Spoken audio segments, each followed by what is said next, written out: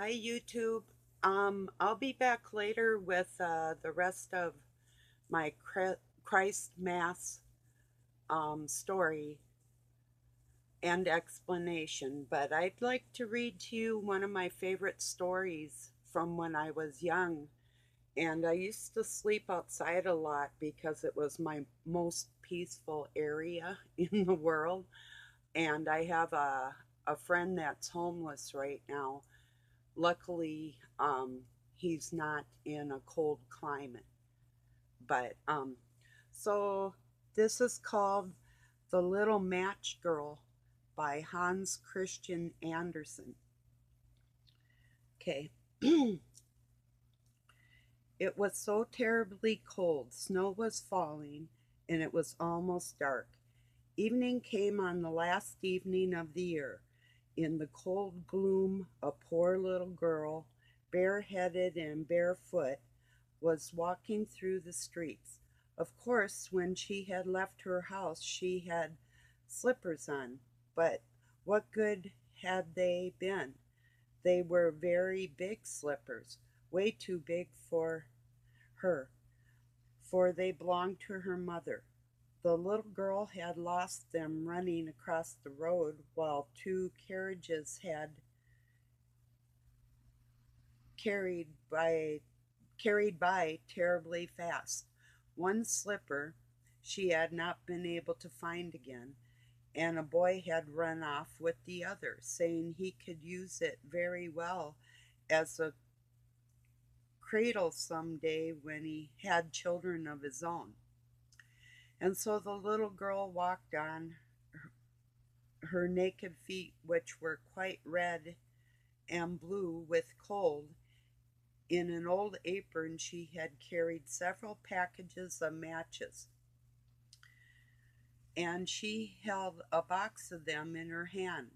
No one had bought any from her all day long, and no one had given her a cent.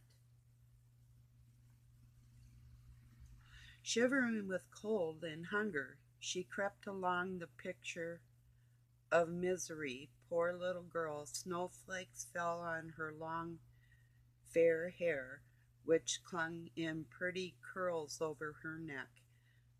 In all the window lights were shining, and there was a wonderful smell of roast goose, for it was New Year's Eve. Yes, she thought of that. In a corner formed by two houses, one of which was one of which projected farther out into the street than the other, she sat down and drew up her little feet under her. She was getting colder and colder, but did not dare to go home, for she had sold no matches nor earned a single cent, and her father would surely beat her. Besides, it was cold at home, for they had nothing over them but a roof, though through which the wind whistled through the biggest cracks, even though the biggest cracks had been stuffed with straw and rags. Her hands were almost dead with cold. Oh, how much one little match might warm her if she could only take one from the box and rub it against the wall and warm her hands. She drew one out. Scratch, how it sputtered and burned. It made a warm, bright flame like a little candle as she held her hand over it. But it gave a strange light. It really seemed to the little girl as if she was sitting before a great iron stove with shining brass knobs and a brass cover. How wonderfully the fire burned, how comfortable it was. The youngster stretched out her feet to warm them too. Then the little flame went out, and the stove vanished, and she had only the remains of a burnt match in her hand. Excuse me a moment.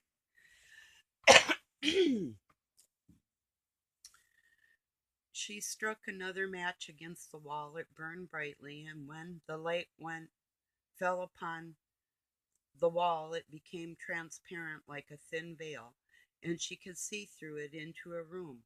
On the table, a snow white cloth was spread, and on it stood a shining dinner service.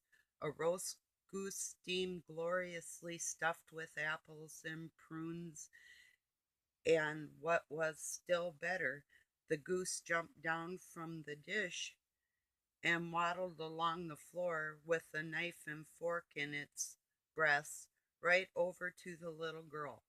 Then the match went out, and she could see only the thick cold wall. She lighted another match. Then she was sitting under the most beautiful Christmas tree. It was much larger and much more beautiful than the one she had seen last Christmas through the glass door at the rich merchant's home. Thousands of candles burned on the green branches, and colored pictures like those in print shops looked down at her. The little girl reached both of her hands towards them.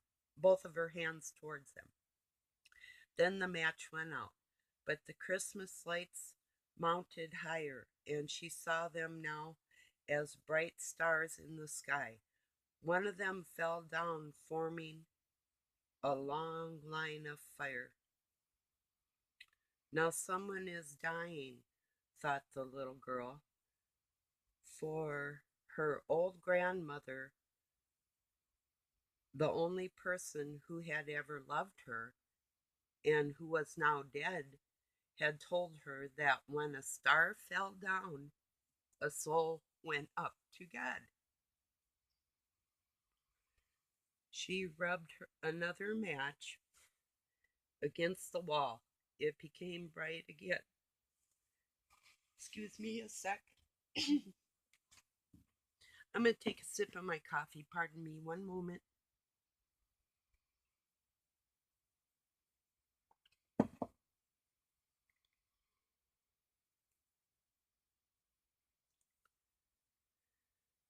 And in the glow, the old grandmother stood clear and shining, kind and lovely.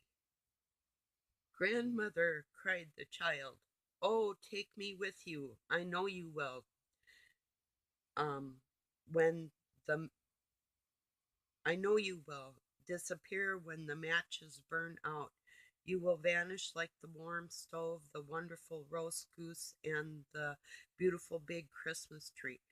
And she quickly struck the whole bundle of matches, for she wanted to keep her grandmother with her. And the matches burned with such a glow that it became brighter than daylight. Grandmother had never been so grand and beautiful.